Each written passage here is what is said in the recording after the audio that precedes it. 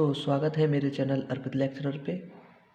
तो मैं आज आपको हाई स्कूल बोर्ड के हिंदी के पेपर के लिए रस के बारे में बताऊंगा, जिससे कि आपके 2 नंबर बिल्कुल पक्के हो जाएंगे। ये 2 नंबर आपसे कोई नहीं ले सकता।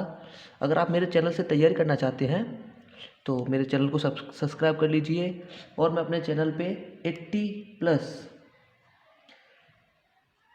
के लिए तैयारी करवाऊँगा, ठीक है। तो देखिए, सबसे पहले मैं आपको बताने वाला हूँ हास्यरस। ये जो है मैंने अपनी भाषा में लिखे हैं, किताब की कोई भाषा यूज़ नहीं की है, जिससे आपको सरलता से समझ में आ जाए, ठीक है। तो देखिए, सबसे पहले हम पढ़ेंगे हास्यरस। तो हास्यरस का क्या लिखा है मैंने? हास्यरस का स्थायी भाव हास होता है जब किसी, ठीक है, इसका स्थायी भाव हास होता है, ये ध्यान रखना आप।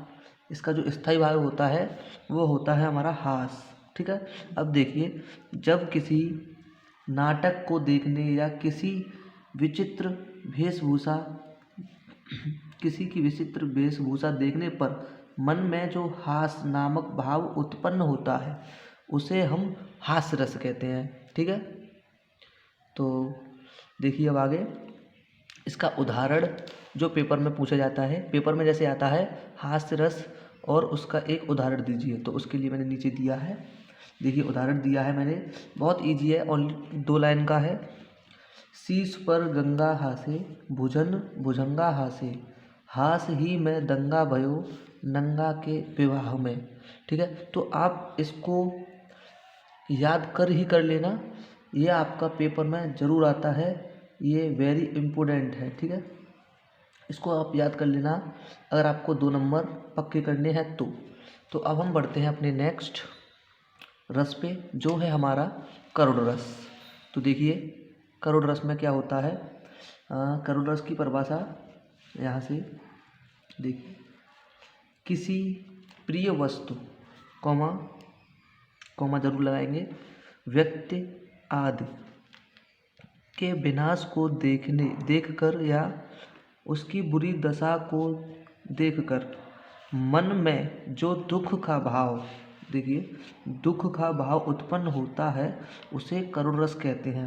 मतलब कि किसी, मतलब कोई आपका रिलेटिव हो या कोई वस्तु हो, उसके साथ कोई बुरा व्यवहार करे तो आपके मन में ये लगेगा कि ये अच्छी बात नहीं है, ऐसा नहीं होना चाहिए तो उसके साथ। तो वही है इसमें, किसी भी प्रिय वस्तु व्यक्ति आदि की विनाश को देखकर या उस बुरी दशा को देखकर मन में जो दुख का भाव उत्पन्न होता है उसे करुण रस कहते हैं, ठीक है। तो इसको आप याद कर लेना, इससे भी आपको 2 नंबर ज़रूर मिलेंगे, ठीक है। और देखिए आगे उदाहरण, इसका उदाहरण है, हे खग मृग हे मधुकर श्रेणी, ठीक है, तुम देखी सीता मृग नैनी, ठीक है। तो अगर आप इस उदाहरण को लिखना चाहते हैं तो लिख लीजिए अगर आपको आसान लगता है, वरना आप अपनी बुक में एक बार देख लेना, अगर आपको इससे सरल मिल जाए तो उससे कर लेना। हाँ, अब देखिए, ये हमारा पेपर में पूछा कैसे जाता है। जैसे कि हमें लाइन दी होगी, हास्य रस अथवा करुण रस की परिभाषा लिखिए।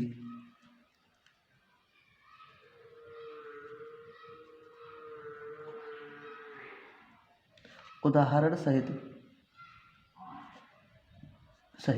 तो समझ जाइए, अगर अथवा दिया है तो समझ जाइए या फिर हमें हास्य रस की लिखनी है या करोड़ रस की लिखनी है।